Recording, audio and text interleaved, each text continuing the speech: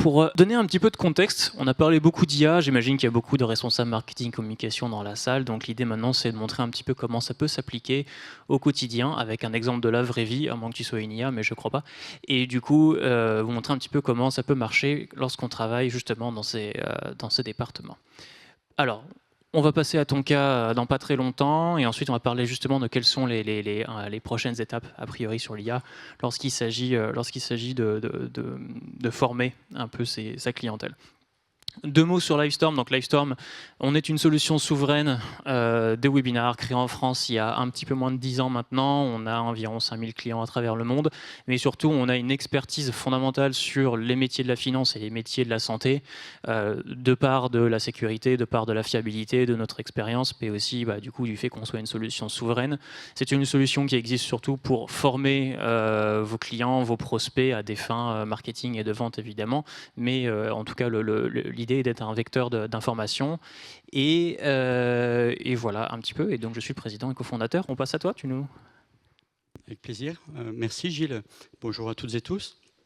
J'ai le plaisir de représenter Crédit Agricole Transition Énergie, qui est une des deux nouvelles filiales du groupe Crédit Agricole, orientée celle-ci sur effectivement les transitions au sens large. La deuxième nouvelle filiale, c'est une filiale orientée sur les sujets de santé. Donc, on a une existence récente puisque la filiale a été créée en 2023. Pour autant, un certain nombre de financements et d'actions ont été engagés préalablement. Mais c'est aussi l'occasion, avec la création de cette entité, de donner de la visibilité à ce nouveau métier. Top. Alors, en dehors de notre amour du Sud-Ouest, on partage également l'amour du webinar et de la formation client. Et l'idée, c'est de vous montrer un petit peu comment Pascal fait ça très bien. Parce qu'il faut, je vous avoue, on a un peu plus de 5000 clients, donc je connais un peu les taux moyens et de réussite des webinars. Autant dire que Pascal est le king du webinar, en tout cas sur le secteur de la finance.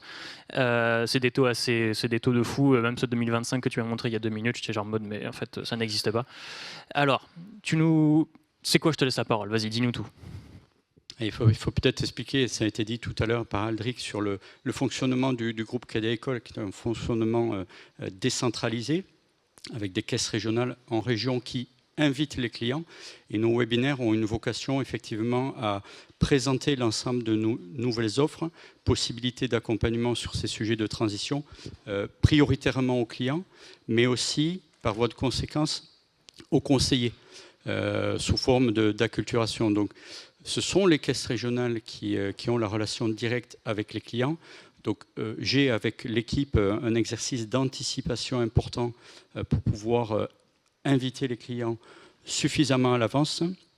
Et donc, quelque part, on crée un kit finalement d'invitation adressé à nos correspondants en région 1 mois et demi avant l'événement. Donc, c'est, voilà, encore une fois, un travail d'anticipation important. C'est ce qui est assez cool, en fait, avec l'usage du webinaire, en tout cas, que tu en fais, Pascal, c'est qu'il y a vraiment cette idée on va essayer de ramifier ce contenu. Tu crées un kit, comme tu dis, qui ensuite, on va pouvoir dispatch derrière à toutes les caisses régionales. Je sais qu'il y a quelques représentants de caisses régionales ici, et en fait, ça permet d'avoir un siège qui, on va dire, formalise quelque chose qui soit réutilisable derrière, hein, c'est bien ça? Exactement.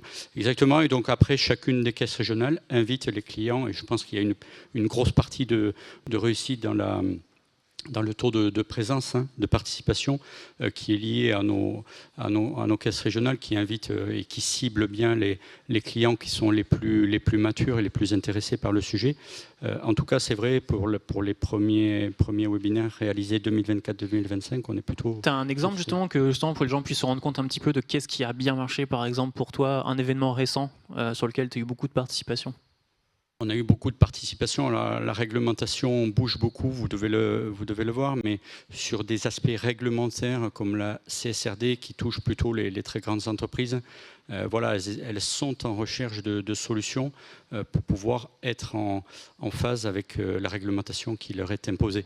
Donc voilà, sur ce genre de webinaire, on a une participation et des demandes d'accompagnement qui sont nombreuses. Alors, on parle beaucoup du coup d'événements en ligne, etc. Alors, l'ironie est que je vous dis ça alors qu'on est sur un événement en présentiel, mais les deux en fait se complètent relativement bien parce qu'on est là aussi pour justement nouer du contact et en fait il y a cette démarche humaine qui doit exister. Donc vous avez un studio, vous avez fait des sessions de questions-réponses, c'est bien ça, mais derrière il y a quand même un suivi qui lui est un suivi humain. Absolument. Donc les clients participent à nos événements avec nos partenaires d'ailleurs, puisque sur ces aspects RSE, performance énergétique, trajectoire de décarbonation, on s'entoure d'experts des sujets qui viennent sur notre plateau en effet présenter nos possibilités d'accompagnement. Et derrière, en effet, on redonne aux caisses régionales, à nos interlocuteurs en région, les leads qui ont pu être obtenus finalement à travers le webinaire, puisque voilà, on donne la capacité aux dirigeants d'entreprise de pouvoir être accompagnés de façon plus individualisée. Et il y a pas, je préfère disclose, mais il y a pas, t'as pas une armée de 30 personnes qui travaillent pour toi. On est d'accord que tu es bien tout seul et que tu arrives. Bon, c'est aussi la force de la plateforme d'être entièrement en ligne dans le navigateur et de faire en sorte que ce soit.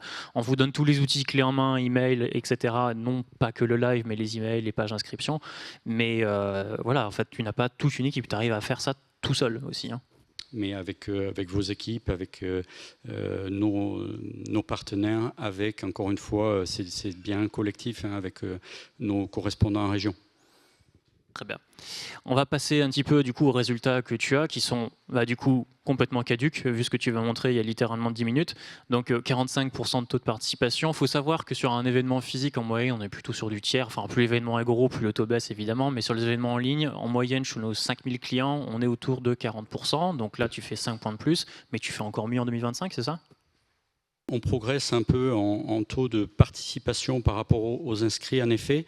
Non, ce qui est surprenant, et voilà, pour avoir une expérience récente sur le sujet, ce qui est surprenant, c'est que la participation, elle est très régulière d'un webinaire à l'autre, quel que soit le thème, qu'il soit très large ou bien un peu plus ciblé.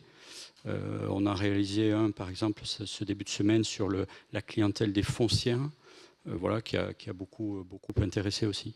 Et avec du coup, alors on parle pas, et pour que les valeurs absolues soient bien comprises, on parle que de plusieurs milliers de participants, donc c'est pas non plus des pourcentages sur 50 personnes, on est quand même sur des gros samples statistiques, et derrière surtout avec un taux de conversion qui est assez correct, hein, enfin même plus que correct d'ailleurs, 50%, un participant sur deux qui vient prendre rendez-vous pour justement être accompagné, c'est quand même formidable. Même si plus récemment, voilà, la réglementation se dessert un peu quelque part, et donc les dirigeants sont moins prêts à passer à l'action, peut-être parce que le contexte économique est difficile pour les patrons d'entreprise. Hein. C'est ce qu'on se disait en brainstormant tout à l'heure. En fait, ce qui est intéressant, c'est lorsque vous produisez des contenus comme ça, vous êtes certes dans l'éducation, dans l'information, mais aussi il y a un besoin de créer une forme d'urgence ou une forme de complexité sur laquelle vous pouvez rebondir pour vendre du service. C'est-à-dire que si vous faites un contenu qui, lui, est complexe comme la réglementation, si la personne, malgré votre contenu, se sent toujours perdue, entre guillemets, ou en tout cas inquiète, ça vous permet aussi d'aller potentiellement vendre du service et du coup valoriser l'accompagnement de vos équipes. On pourrait aller plus loin, peut-être Gilles, on a de la data, de la donnée qui nous revient, puisque les dirigeants sont prêts à partager leur chiffre d'affaires, leur secteur d'activité, voire d'autres données si on leur demandait. Exactement. Et de ça, on pourrait sans doute aller plus loin.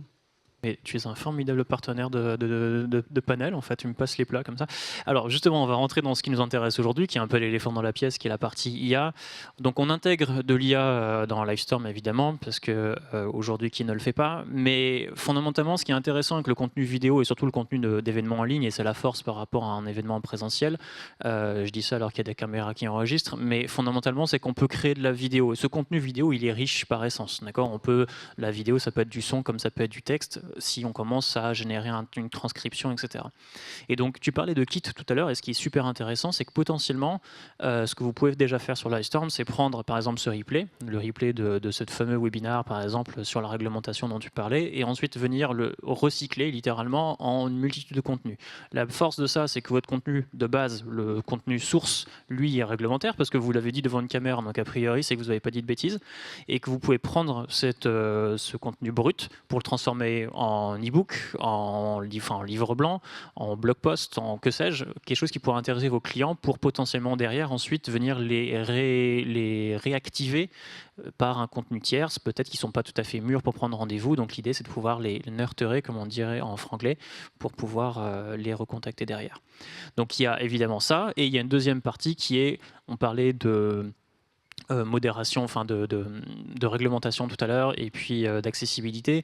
Donc typiquement, on continue de rajouter des features IA dans la plateforme, et on a eu un hackathon il n'y a pas plus tard qu'il y a quelques semaines, et l'une des features qui a émergé, en tout cas l'une des idées de features, c'est de dire, voilà, on a cet onglet questions lors d'un live, et l'idée c'est que vous puissiez amener votre base de connaissances, et qu'en fait, l'IA vienne ensuite directement répondre en fait, aux participants en allant justement taper dans votre base de connaissances et vous aider. Et du coup, Pascal, demain, qui a 1000 questions dans son onglet questions, bah, plutôt que de paniquer, en fait, tout d'un coup, tu as ton IA qui va taper dans ta base de connaissances et répondre finalement à ton audience, ce qui te permet de te concentrer vraiment sur le contenu, le live et ce qu'on fait là, quoi, la discussion, là où c'est vraiment, vraiment authentique.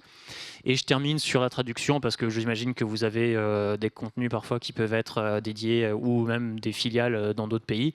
Bon, bah, typiquement, quelqu'un qui est basé en Italie et qui souhaiterait assister à un contenu qui est produit par un siège en France, bah, l'idée c'est de pouvoir derrière vous proposer en fait un contenu sous-titré, voire un jour même doublé dans la voix d'animateur. Donc l'IA va venir en fait permettre d'enrichir tout ça et de recycler. Parlons de data. Tu es très bien accompagné en data. On te fournit la donnée, mais apparemment, tu arrives à faire des dashboards qui sont assez impressionnants. Tu nous en dis un petit peu plus ? Oui, on voulait exploiter en effet les résultats de nos événements. Et là, pour le coup, on a une personne qui nous a rejoint pour travailler ces sujets à travers du BI, Power BI par exemple. Voilà, qui nous permet, je parlais tout à l'heure des chiffres d'affaires ou des secteurs d'activité à l'occasion d'un de nos événements. Et voilà, qui nous permet aussi, et ça c'est important, de restituer localement à chacune de nos régions, voilà, on voit s'afficher nos caisses régionales sur la partie haute, de leur restituer le résultat de leurs invitations finalement. Secteur d'activité, encore une fois, chiffre d'affaires. Donc, c'est des outils pour aller plus loin. Puis c'est vertueux à tous les niveaux, c'est-à-dire que si vous faites si tant est que vous ayez un connecteur avec un CRM comme on peut le proposer ou des données qu'on peut vous fournir pour que vous puissiez ensuite les ingérer dans un outil ou autre, vous pouvez créer ces rapports qui vous permettent, de mieux comprendre qui sont les gens qui viennent, parce que peut-être qu'il y a des gens en fait qui vaut mieux targeter, qui ont plus tendance à convertir derrière, et donc autant se concentrer sur cette population-là. Ça permet aussi de valoriser ce que vous faites, parce que à l'échelle d'un grand groupe, en fait, lorsque vous faites du webinar, il faut montrer aussi que ça marche et que vous avez un ROI. Et donc j'imagine que quand tu arrives et que tu dis en fait on a 2000 participants et on génère 1000 rendez-vous derrière, bah ouais, forcément on a peut-être envie de continuer et d'aller plus loin aussi. Donc c'est aussi une façon pour vous de continuer à justifier le ROI de la chose. Et peut-être que l'IA arrivera un jour. Tu parlais de scoring, peut-être qu'on pourra intégrer de l'IA à un moment donné pour scorer sur la base de ce que tu souhaites, quoi. Et après, dans le benchmark, je peux peut-être rajouter, mais on voit ici une caisse régionale qui s'est détachée par ses pratiques d'invitation. Ben, c'est de partager les bonnes pratiques justement avec les autres. Exactement, tout à fait. Très bien. Écoute, je pense qu'il y a aussi... Je pense que c'est un bon moyen de conclure. C'est pas parce qu'on va intégrer, je pense que ça a été un peu un maître mot qui a été dilué toute la matinée, mais c'est pas parce qu'on fait de l'IA, c'est parce qu'en fait on va avoir aussi des outils en ligne qui peuvent sembler dématérialisés à tous les niveaux, qu'il faut pas garder de l'humain. Et je pense que en tout cas dans le futur du webinaire, la façon dont on le fait et le contenu que vous allez produire, en soi fondamentalement, aller devant une caméra et juste dépiler un texte, littéralement une IA peut déjà le faire, pourra le faire mieux probablement dans 1 an et demi. En fait, ce qui compte in fine, c'est ce qu'on fait là. C'est-à-dire d'arriver avec des opinions, arriver avec des expériences, arriver avec des bonnes pratiques, arriver avec des choses, avec des débats même. On a eu des débats tout à l'heure qui étaient hyper intéressants, où on a eu en tout cas des panels. Je pense que le maître mot, c'est que le contenu que vous allez produire, que ce soit en webinaire, que ce soit sur n'importe quel type de plateforme, à la fin de la journée, c'est du contenu d'opinion, c'est des contenus d'expérience, des gens qui vont interagir et qui vont avoir des vraies conversations. C'est toujours plus sympa d'écouter un podcast que d'écouter un cours magistral sur je ne sais quoi.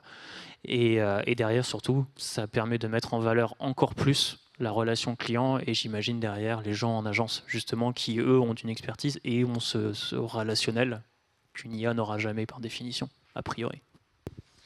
Et le but étant au bout d'accompagner tous nos clients, c'est l'objectif de notre nouveau métier. Voilà, écoute, je crois qu'on arrive un petit peu au bout. Évidemment, s'il y a des questions, on les prend. Pour que vous sachiez, on a un e-book qui va sortir. Alors, je suis un très mauvais marketeur, comme vous pouvez le voir, je ne le dis pas là, et il y a 0 QR code à scanner. Mais sachez qu'il y a un QR code au stand Livestorm, vous pouvez laisser vos informations. Mon équipe est là-bas aussi. Si vous voulez en savoir plus, il y a un e-book du coup qui concerne l'IA et les pratiques marketing. On essaie de faire on n'a que des CMO quasiment dans notre base client, donc on fait des grandes études comme ça. Il devrait sortir dans pas trop longtemps. Si ça vous intéresse, vous nous laissez un contact et on vous rappelle. Merci beaucoup Pascal. Franchement, c'était trop cool. Merci beaucoup. Merci à vous. Merci effectivement.